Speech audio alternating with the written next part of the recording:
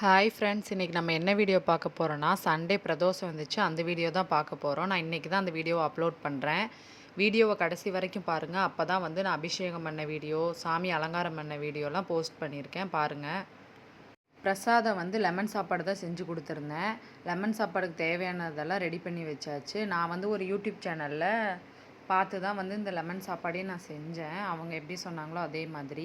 அதுக்கப்புறம் லெமன் சாப்பாடும் செஞ்சாச்சு. அந்த கோயிலில் வந்து அதிகமாக கூட்டம்லாம் இருக்காது. சின்ன கோயில் தான். அதனால் அதுக்கேற்ற மாதிரி கம்மியாக தான் சாப்பாடு செஞ்சு கொண்டு போனேன்.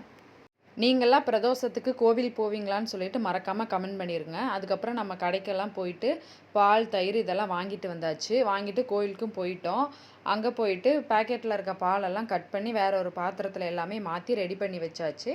அதுக்கப்புறம் தேனும் வாங்கிட்டு வந்துட்டோம். அப்புறம் திருமஞ்சகம் வாங்கிட்டு வந்து அதை தண்ணி ஊற்றி நல்லா கலக்கி எல்லாமே ரெடி பண்ணி வச்சாச்சு. நீங்களும் என்ன மாதிரி பிரதோஷத்துக்கு தயிர், பால், பிரசாதம் இதெல்லாம் வாங்கிட்டு போவீங்களான்னு சொல்லி மறக்காமல் கமெண்ட் பண்ணிடுங்க ஃப்ரெண்ட்ஸ். டெய்லியும் வீடியோஸ் அப்லோட் பண்ணலான்னு இருக்கேன். மறக்காமல் என்னை சப்ஸ்கிரைப் பண்ணி வச்சுக்கோங்க. உங்களோட சப்போர்ட் எனக்கு கண்டிப்பாக தேவை. அதுக்கப்புறம் எல்லாமே ரெடி பண்ணி வச்சாச்சு. அபிஷேகம் பண்ணுறதுக்கு ஸ்டார்ட் பண்ணிட்டாங்க. ஃபஸ்ட்டு திருமஞ்சகத்தில் அபிஷேகம் ஸ்டார்ட் பண்ணிட்டாங்க. இந்த வீடியோலாம் ஃபுல்லாக போட்டிருக்கேன். மறக்காமல் அந்த வீடியோவை ஃபுல்லாக பாருங்கள்.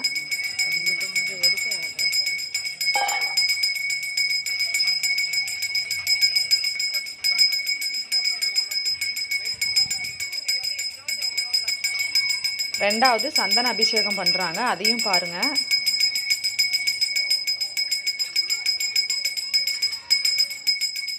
இப்போ பன்னீர் அபிஷேகம் பண்ணிக்கிட்டு இருக்காங்க.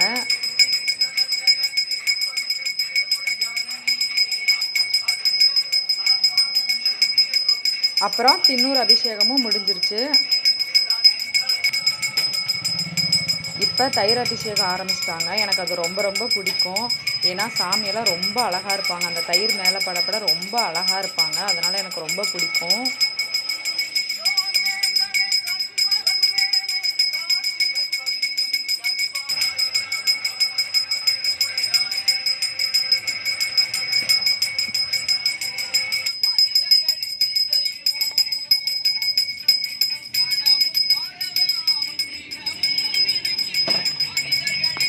அப்புறம் பால் அபிஷேகம் ஆரம்பிக்கிறாங்க. அதையும் பாருங்கள். எனக்கு ரொம்ப அழகாக இருப்பாங்க சாமி பால் அபிஷேகத்துலலாம் பார்த்தா.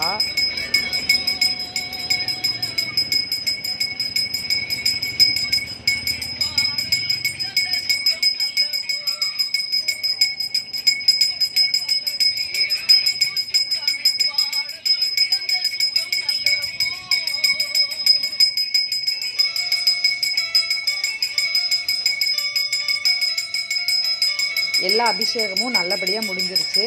அதுக்கப்புறம் பார்த்திங்கன்னா சாமியெல்லாம் அலங்காரம் பண்ணிட்டாங்க. ரொம்ப அழகாக இருந்தது. ரொம்ப சூப்பராக இருந்தது. நீங்களும் அந்த வீடியோவை ஃபுல்லாக பாருங்கள். உங்களுக்கும் பிடிச்சிருக்கான்னு சொல்லி கமெண்ட் பண்ணிடுங்க ஃப்ரெண்ட்ஸ். இந்த மாதிரி வீடியோலாம் பார்க்குறதுக்கு என்னை மறக்காமல் சப்ஸ்கிரைப் பண்ணி வச்சுருங்க. அப்போ தான் நான் போடுற வீடியோலாம் உங்களுக்கு டெய்லியும் வரும். எனக்கு சப்போர்ட் பண்ணுங்கள், லைக் பண்ணுங்கள் ஃப்ரெண்ட்ஸ். நல்லபடியாக சாமியெல்லாம் கும்பிட்டாச்சு. கும்பிட்டுட்டு வீட்டுக்கு வந்தாச்சு. ஏதாவது சாப்பிடணும் போல் இருந்ததா, அதனால் பருப்பு வடையும் சுழியமும் செய்யலான்னு நினச்சிக்கிட்டு இருந்தோம். அப்புறம் பார்த்திங்கன்னா எனக்கு இது செய்ய தெரியாது. மாமியார் தான் செஞ்சு கொடுத்தாங்க. பருப்பு வடைக்கு வேணுங்கிறதெல்லாம் ரெடி பண்ணி உருட்டி வச்சு செஞ்சுட்டாங்க. அதுக்கப்புறம் பார்த்திங்கன்னா சுழியத்துக்கு மிக்சியில் போட்டு அரைச்சி தர சொன்னாங்க. கூட ஹெல்ப் பண்ண சொன்னாங்க. நானும் ஹெல்ப் பண்ணிகிட்டு இருந்தேன். பருப்பை தனியாக எடுத்து வச்சு அதை மிக்சியில் போட்டு அரைக்க சொன்னாங்க. அரைச்சி எல்லாம் எடுத்து வச்சாச்சு.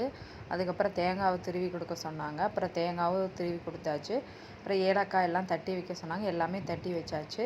தட்டிட்டு அதுக்கப்புறம் பருப்போடையும் ரெடி ஆயிடுச்சு. சுழியமும் ரெடி ஆயிடுச்சு. நாங்கள் இப்படி தான் பருப்போடை செய்வோம். நீங்கள் எப்படி செய்வீங்கன்னு சொல்லி கொஞ்சம் கமெண்டில் சொல்லுங்கள். அதுக்கப்புறம் சுழியத்துக்கு எல்லாம் உருண்டை பிடிச்சி வச்சாச்சு. நான் அதை மட்டும் ரெடி பண்ணால் ஓகே. அதுக்கப்புறம் அதையும் எண்ணெயில் போட்டு பொரிச்சு எடுத்துட்டாங்க. இந்த வீடியோ கண்டிப்பாக உங்களுக்கு பிடிக்கும்னு நினைக்கிறேன். இதே மாதிரி நிறைய வீடியோ பார்க்க என்னோடய சேனலை கண்டிப்பாக சப்ஸ்கிரைப் பண்ணிடுங்க ஃப்ரெண்ட்ஸ். பாய்.